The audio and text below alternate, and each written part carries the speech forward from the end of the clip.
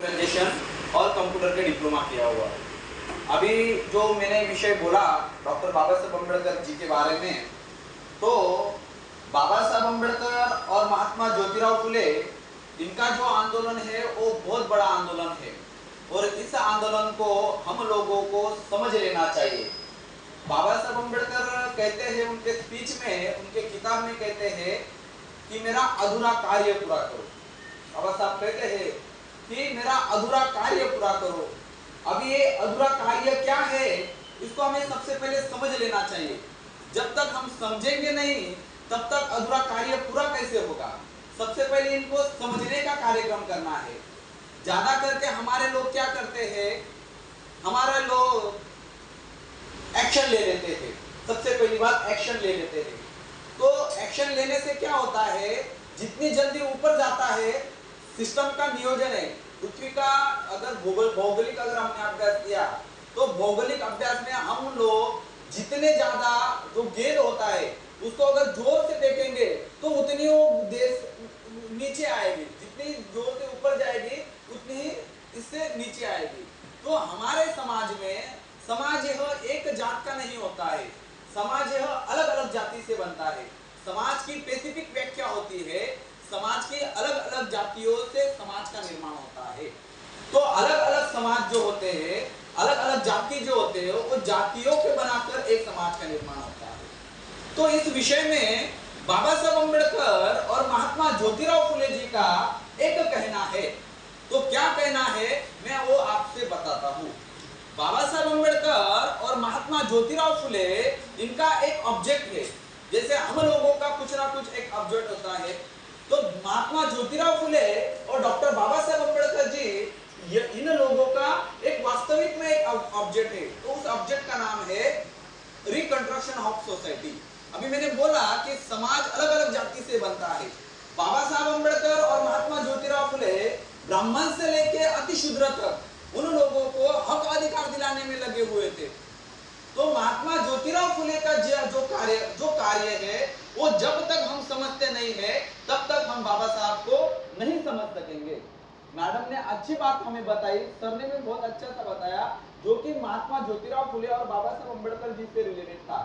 उस विषय में अगर हम बात करते हैं तो महात्मा ज्योतिराव फुले जी ने सबसे पहले महिलाओं के लिए स्कूल का ओपन किया, उनको पढ़ाया। अपनी पत्नी जो है, अपनी पत्नी को लेकर उन्होंने स्कूल का निर्माण किया और सबसे पहले वो कार्यक्रम शुरू किया। तो उन्होंने कौन से बेसिस के ऊपर किया, अभी जो मैं इस विषय को बोल रहा हूँ वो मेत्ता विषय को लेकर बोल रहा हूँ। मेत्ता यह जो विषय है, मेत्ता यानी हमारे भाषा में उनको मैत्री कहते हैं। तो मैत्री हम अगर किसी से नहीं कर सकते तो हम कुछ नहीं कर सकते हैं। तो इसीलिए हम लोगों को सबसे पहले अलग अलग लोगों से, अलग अलग जात के लोगों से मैत्री करना बहुत जरूरी है। क्योंकि बुद्धा के समय में बुद्धा ने जो निर्माण किया, जो त्रिसंघ निर्माण किया, जो संघ निर्माण किया, वो संघ जब निर्माण किया, वो संघ के आधार का एक आधार था, वो आधार था मैत्री। और इस मैत्री के ऊपर बाबा साहब अम्बेडकर 4 वर्गों में बाबा साहब बात करते हैं। समता, स्वतंत्रता, बंधुत्व नहीं कहूंगा, उसको मित्रत्व कहूंगा। बंधुत्व का अर्थ क्या होता है, आदमी का आदमी से मित्रत्व होना, इसको बंधुत्व कहते हैं। लड़का का लड़के से कहना, यह बंधुत्व आता है। तो ये बंधुत्व में जो होता है, तो बंधुत्व इसे फीमेल ऑप्शन में होता है, इसीलिए हम लोगों ने सोचा कि इसको मित्रत्व नाम देना चाहिए। तो हम लोगों ने इसको मित्रत्व नाम दिया। तो कुछ लोगों ने यहाँ पे मुझे सुना होगा, लेकिन आज का जो सब्जेक्ट है वो बहुत अलग है। आज का सब जो सब्जेक्ट है वो महापुरुषों के जो समता, स्वतंत्रता, बंधुत्व और न्याय, इसके आधारित हम लोगों ने इसके ऊपर जो सब्जेक्ट रखा है, सामाजिक, आर्थिक एवं राजनीतिक, ये क्या है और बाबा साहब अम्बेडकर और महात्मा ज्योतिराव फुले ने इन चीजों को कौन सी दृष्टि से देखा है, आज हम ये चर्चा करने वाले हैं। सबसे पहले हम बेसिक चर्चा कर लेते हैं। बेसिक चर्चा कि हम क्या है, हम क्या कर रहे हैं और हम क्या करने वाले हैं। तो साथियों, डॉक्टर बाबा साहब अम्बेडकर और महात्मा ज्योतिराव फुले, इनको हम अगर आदर्श मानते हैं तो सबसे पहले इन्होंने एजुकेटेड की बात की है। तो जैसे मैडम और सर ने बोला कि हम लोगों को सबसे पहले एजुकेटेड होना चाहिए। हम लोगों को जब तक हम एजुकेटेड होते नहीं है तब तक हम तर्क नहीं लगा सकते हैं। बुद्धा कहते हैं जो वास्तविक में आपको दिखता है, जो आपको सुनाई देता है, उसी के ऊपर आपको विश्वास करना चाहिए। जो आपने देखा ही नहीं है, जो आपने सुना ही नहीं है, उसके ऊपर आपको बिल्कुल विश्वास नहीं रखना है। यही बात डॉक्टर बाबा साहब अम्बेडकर जी वही कहते हैं और महात्मा ज्योतिराव फुले भी वही कहते हैं। तो कहने का अर्थ यह है कि डॉक्टर बाबा साहब अम्बेडकर जी को इस जो समाज का जो आकलन था वो पहले से ही था। तो मैं इसकी शुरुआत करता हूं कि बेसिकली हम लोग क्या कर रहे हैं और हम लोग जो भारत के ऊपर अभी तक हमारी जो राज सत्ता है, सामाजिक सत्ता है, आर्थिक सत्ता है या राजनीतिक सत्ता है, ये अभी तक क्यों नहीं हुई, इसका मैं एक कारण बता देता हूं। तो इसका कारण, जो भारत देश में बड़ी अगर कोई क्रांति हुई होगी तो क्रांति बौद्ध धर्म की क्रांति है। तो बौद्ध धर्म की क्रांति यह बहुत बड़ी क्रांति है। हम लोगों ने जब स्टडी किया कि बौद्ध ने, तथागत गौतम बुद्ध ने इतने बड़े तो पैमाने पर भारत में बौद्धमय राष्ट्र का निर्माण किया, तो इतना बड़े राष्ट्र के ऊपर इतना बड़ा निर्माण कैसे किया, तो उनको अगर हम स्टडी करते हैं तो हमें समझ में आता है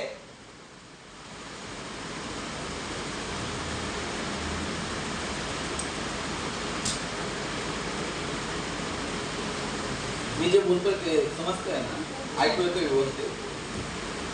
तो गौतम बुद्धा ने जब डेली बेसिस के ऊपर काम किया तो डेली बेसिस के ऊपर घर से निकलना, चार लोगों को मिलना और मिलने के बाद उनका जो सुख दुख है वो सुख दुख को पूछना और उसका निवारण करना।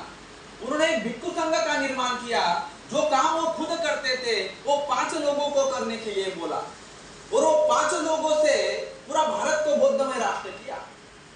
अभी उनको ऊपर हम लोगों ने पूछा कि बुद्धा जी आपने कैसे किया, तो बुद्धा से हमें पता चलता है, उनके किताबों से पता चलता है कि उन्होंने डेली बेसिस के ऊपर काम किया, रोज का वर्किंग करना। उसके बाद अगर कोई बड़ी क्रांति हुई होगी, बुद्धा के बाद अगर बहुत बड़ी कोई किसने क्रांति की होगी तो इस्लाम ने किया है। हम इतिहास में अगर जाते हैं तो इस्लाम ने 700 साल तक भारत देश के ऊपर राज किया। तो हमने सोचा कि भारत देश में इस्लाम ने इतना बड़ा राज्य कैसे निर्माण किया। जब हमने उसको स्टडी किया तो हमें समझ में आया कि इस्लाम का जो एजेंडा है वो एजेंडा प्रोफेट मोहम्मद पैगंबर, ये जो प्रोफेट मोहम्मद पैगंबर साहब है, ये अल्लाह ने दिया हुआ प्रेषित है। ऐसा मेरा नहीं कहना है, ऐसा कुरान का कहना है। कुरान में लिखी हुई बात है कि प्रेषित जो है प्रोफेट, हम उसको प्रोफेट कहते हैं, तो उन्होंने भेजा हुआ है। तो उन्होंने एक एजेंडा निर्माण किया, उस एजेंडा का नाम है नमाज। और उस नमाज के एजेंडे के ऊपर दिन में 5 बार मिलने का उन्होंने कार्यक्रम किया। दिन में 5 बार अगर कोई मिलता है तो वहां से मित्रत्व का निर्माण होता है। हम सालों साल एक से मिलते नहीं, एक दूसरे को नहीं मिलते। दिन में 5 बार अगर हम मिलते हैं तो दुनिया के ऊपर क्रांति कर सकते हैं, ऐसा हमने वहां पर स्टडी किया। तो 700 साल तक इस्लाम ने इसके ऊपर राज किया। किसके ऊपर? भारत के ऊपर। तो उन्होंने क्या किया, तो उन्होंने नमाज अदा करने का एक एजेंडा निर्माण किया और मस्जिद में एक जगह आने के बाद उन्होंने नमाज अदा किया। तो उससे क्या होता है, हमारा अगर कोई दुश्मन होगा तो वो भी एक साथ में नमाज पढ़ेगा, तो वहां पे मित्रत्व की भावना निर्माण होती है। अगर मित्रत्व की भावना निर्माण होती है तो वहां पर समता, स्वतंत्रता, बंधुत्व और न्याय के लिए वो सभी बातें निर्माण होती है। तीसरी अगर कोई क्रांति होगी तो छत्रपति शिवाजी महाराज ने स्वराज्य का निर्माण किया। मैं आप लोगों को ऐसा नहीं बता रहा हूं कि आप इस्लाम ज्वाइन कर लो, मैं आप लोगों को उदाहरण दे रहा हूं कि बड़ी अगर क्रांति करनी हो तो उसके ऊपर डेली बेसिस के ऊपर काम करना पड़ेगा। तो डेली बेसिस के ऊपर अगर हम काम करते हैं तो हो सकता है आगे जाके हम कुछ प्राप्त कर सकते हैं।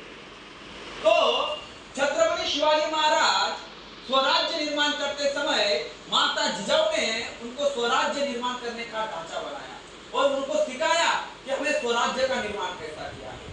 तो स्वराज्य से स्टार्टिंग आप तो देखते हैं तो छत्रपति शिवाजी महाराज जब 11 साल के थे तब उन्होंने युद्ध नीति सीखी और सीखने के बाद उन्होंने डेली बेसिस के ऊपर काम किया। तो उन्होंने डेली बेसिस के ऊपर क्या काम किया? तो उन्होंने डेली बेसिस के ऊपर एक काम किया, उन्होंने समाज प्रबोधन किया, उन्होंने ट्रेनिंग ली, उन्होंने सब जितने काम हो सके उन्होंने डेली बेसिस के ऊपर किया। और उस समय SC ST OBC VJNT DNT and minority Jain Buddhist जो भी संख्या है उन लोगों को पुन्हा में हक अधिकार दिए और आपल्या भाषेमध्ये म्हणतात की त्यांनी सोन्याचा नांगर पेरला। उन्होंने सोन्याचा नांगर पेरला। तो सब्जेक्ट ये है कि उन लोगों ने डेली बेसिस के ऊपर काम किया, डेली बेसिस के ऊपर काम किया, इसलिए वो सक्सेस हुए। अभी वो सक्सेस किस किस विषय में हुए? तो आज का जो सब्जेक्ट है सामाजिक में सक्सेस हुए, राजनीतिक में सक्सेस हुए और आर्थिक में भी सक्सेस हुए। तो छत्रपति शिवाजी महाराज के बाद हमारे जो भारत है उसमें भारत देश में ब्रिटिश ने हमारे ऊपर गुलामी ला दी। तो गुलामी से अगर हम आजाद होते हैं तो कई महापुरुषों ने उस आजादी को तोड़ने के लिए काम किया। तो उस समय कांग्रेस नाम की पॉलिटिकल पार्टी थी। अभी ये जो कांग्रेस नाम की पॉलिटिकल पार्टी है ये अच्छी पार्टी है, ये मैं आप लोगों को नहीं बता रहा हूँ। उन्होंने क्या किया, कैसे किया, किस प्रकार से किया, ये मैं आपको बता देता हूँ। अपना जो कार्यक्रम है वह जो कार्यक्रम है वो पूरी तरीके से फुले अंबेडकरी दृष्टिकोण को प्रस्तावित करने के लिए है और अपना जो अभ्यास वर्ग है ये नॉन पॉलिटिकल है। तो ये जो नॉन पॉलिटिकल अभ्यास वर्ग है ये कोई पॉलिटिकल पार्टी से संबंधित नहीं है। तो साथियों, जब कांग्रेस ने भारत देश में ब्रिटिश से आजादी की लड़ाई की तो उन लोगों ने डेली बेसिस के ऊपर 2 बार मिलने का काम किया। तो 2 बार मिलने का क्या काम किया? तो उन लोगों ने 2 बार मिलकर इस प्रॉब्लम को सॉर्ट आउट किया। 2 बार, एक बार शाखे में मिलते थे और एक बार वो जो आंदोलन करते थे उस समय मिलते थे। अभी ये हो गई कांग्रेस की बात, कांग्रेस ने भारत को आजादी दी, वो बात हो गया। अभी दूसरी जो बात करता हूँ, जो वर्तमान भारत में बीजेपी जो पॉलिटिकल पार्टी है जो आज के हिसाब में प्रस्तावित है, तो आज की जो पॉलिटिकल पार्टी है वो पॉलिटिकल पार्टी की जो मदर है उसको हम आरएसएस कहते हैं, राष्ट्रीय स्वयं संघ। तो राष्ट्रीय स्वयं संघ का जो निर्माण है 1925 में हुआ और 1925 में उन्होंने एक एजेंडे का निर्माण किया, दिन में 2 बार मिलने का, एक बार शाखे में मिलने का, दूसरी बार ग्राउंड में मिलने का।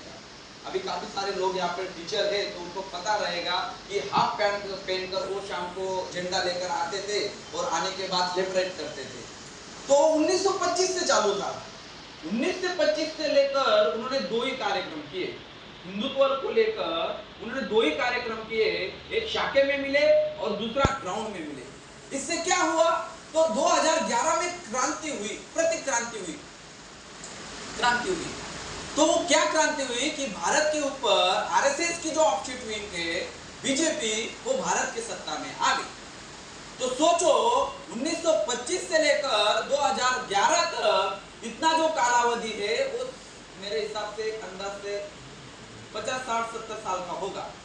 तो इतने साल में भारत के ऊपर उन लोगों ने राज सत्ता का निर्माण किया। अभी मुझसे पूछो कि हम लोग क्या कर रहे थे? तो डॉक्टर बाबा साहब अम्बेडकर जी ने जब आजादी की लड़ाई में उन्होंने भारतीय संविधान का निर्माण किया तो उस संविधान में SC ST OBC BJP DNT and minority Jain Buddhist जो लोग हैं उन लोगों को हक अधिकार दिए।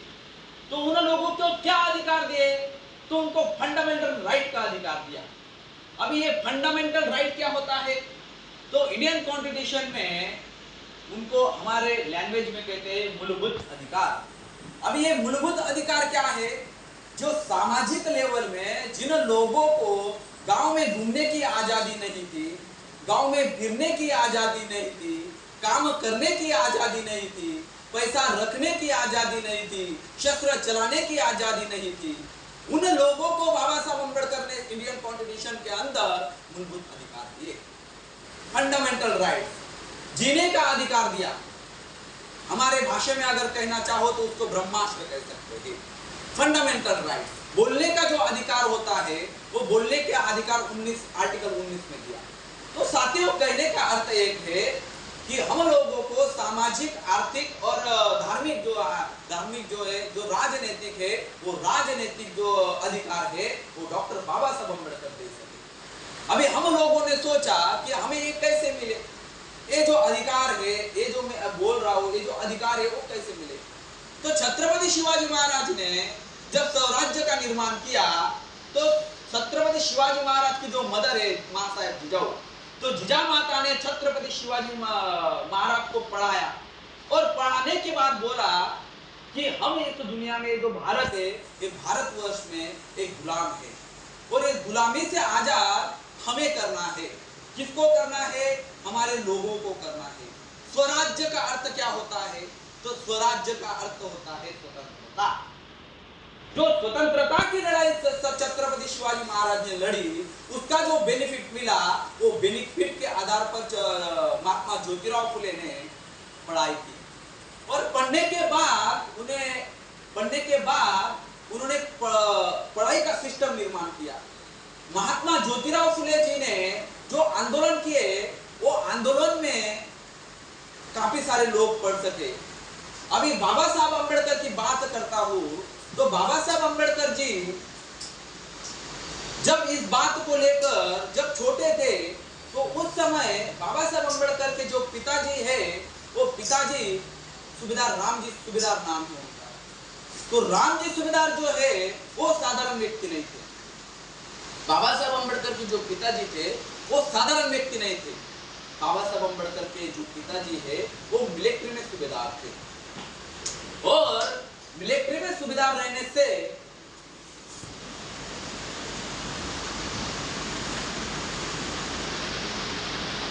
मेरा टॉपिक समझो। छत्रपति शिवाजी महाराज का जो स्वराज्य है, उस स्वराज्य के रिजल्ट से, वो संत तुकोबा महाराज के रिजल्ट से महात्मा ज्योतिराव फुले को एजुकेशन का सिस्टम मिला। महात्मा ज्योतिराव फुले पढ़े, उनके बाद महात्मा ज्योतिराव फुले ने एजुकेशन सिस्टम लागू किया। वो एजुकेशन सिस्टम के बाद बाबा साहब अम्बेडकर जी के जो पिताजी है रामजी सूबेदार, तो रामजी सूबेदार जी ने पढ़ाई की और पढ़ने के बाद सूबेदार बने। अभी सूबेदार बनने के बाद बाबा साहब अम्बेडकर का एक जो किताब है, उस किताब में यह बात का उल्लेख है, रानडे, गांधी और जिन्ना। जब इस किताब में बाबा साहब अम्बेडकर जी ने लिखा है कि मेरे जो पिताजी है वो जब यंग थे तो उस समय रानडे नाम का जो ब्राह्मण था, उस समय वो वकील था, एडवोकेट था। तो उस समय बाबा साहब अम्बेडकर जी ने आंदोलन किया। बाबा साहब के जो फादर थे उन लोगों ने आंदोलन किए। तो क्या आंदोलन किए थे? तो ब्रिटिश काल में जो भर्ती होती थी ब्रिटिश लोगों की, तो ब्रिटिश लोगों की भर्ती में जो शेड्यूल कास्ट के जो शूद्र और अति शूद्र लोग हैं, उन लोगों को ब्रिटिश काल में, ब्रिटिश सरकार में गवर्नमेंट में नौकरी नहीं मिलनी चाहिए, ऐसे ब्राह्मणों ने आवेदन किया था। वो तो उस आवेदन के काउंटर में बाबा साहब अम्बेडकर के जो पिताजी है रामजी सूबेदार, उन्होंने रानडे के पास जाकर लीगल प्रोसेस कर उनको लेखी में दिया कि हमारे जो लोग हैं उन लोगों को हक अधिकार मिलने चाहिए और ब्रिटिश सरकार के जो फौजी है, जो सूबेदार है, उनमें एंट्री होना चाहिए।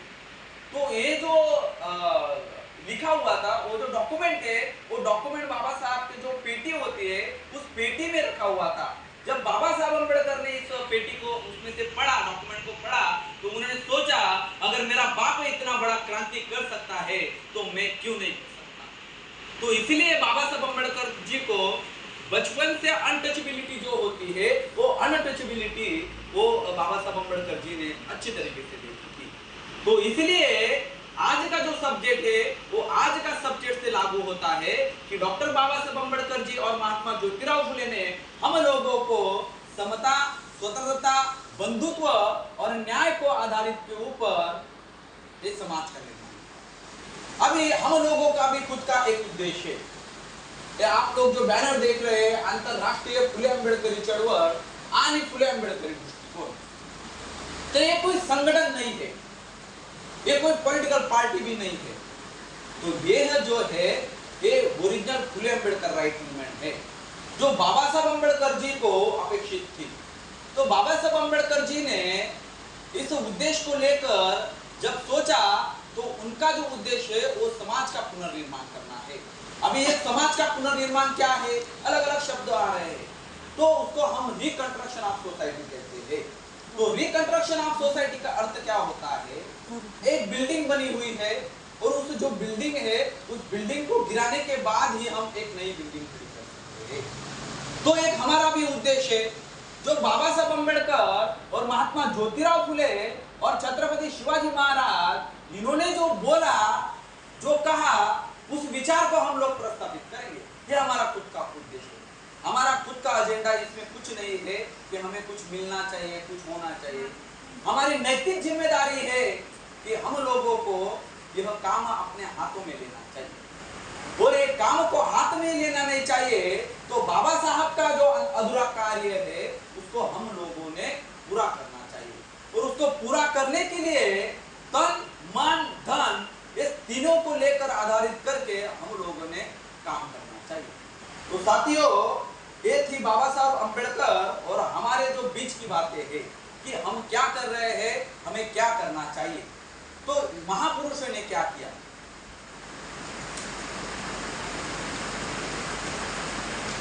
तो बाबा साहब अंबेडकर और महात्मा ज्योतिराव फुले ये जो सब्जेक्ट है ये सब्जेक्ट कोई छोटा सब्जेक्ट नहीं है। हम अगर स्टार्टिंग करते हैं तो कम से कम 8 दिन खत्म नहीं होगा। ये जो सब्जेक्ट है जो मैंने आज का जो सब्जेक्ट लगाया है की महात्मा ज्योतिराव फुले आणि डॉक्टर बाबासाहेब आंबेडकर यांची सामाजिक आर्थिक आणि राजनैतिक क्रांती।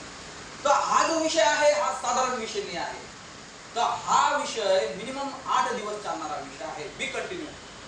तर याला मी मिनिमम कमी वेळामध्ये आपटवण्याचा प्रयत्न करेन, तुम्हाला जो समजेल ज्या पद्धतीनुसार समजेल त्या पद्धतीनुसार मी सांगण्याचा प्रयत्न। तो साथियों इस सब्जेक्ट में डॉक्टर बाबा साहब अम्बेडकर और महात्मा ज्योतिराव फुले की जो शताब्दी है जो उत्सव है आज का उत्सव उस रिलेटेड हम बातें करेंगे। अलग अलग प्रकार के हम जयंती साजरा करते थे, एक डीजे बजा कर करते, एक नाच गाना करके करते। जो लोग वो काम कर रहे हैं उनको करने दो, हमें जो करना है वो हमने करना चाहिए। तो बाबा साहब और महात्मा ज्योतिराव फुले उन लोगों ने बहुत से आंदोलन किए, वो काफी सारे आंदोलन आपको पता होंगे, मैं उस विषय में बात नहीं करूंगा। जो आपको नहीं पता होगा मैं उस विषय में बात करूंगा जो आज का संबंध है। तो महात्मा ज्योतिराव फुले इन्होंने आर्थिक क्रांति के लिए जो अभी सर ने और मैडम ने भी बताया कि महात्मा ज्योतिराव फुले उस समय के टाटा बिरला अंबानी थे।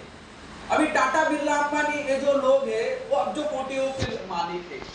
महात्मा ज्योतिराव फुले उस समय आर्थिक में आसमान छू रहे थे। आधा 90% जो पुना है वो पुना महात्मा ज्योतिराव फुले जी का नाम का था। इन्होंने तो बोल दिया सिर्फ कि वो अंबानी थे, लेकिन आधा 90% जो पुना है जिसकी जगह वो पूरे महात्मा ज्योतिराव फुले की थी। वो कॉन्ट्रैक्टर थे, बड़े कॉन्ट्रैक्टर थे। आज हम जिस गाड़ी से आते हैं 2 व्हीलर 4 व्हीलर, तो उस समय घोड़ा था उनके पास।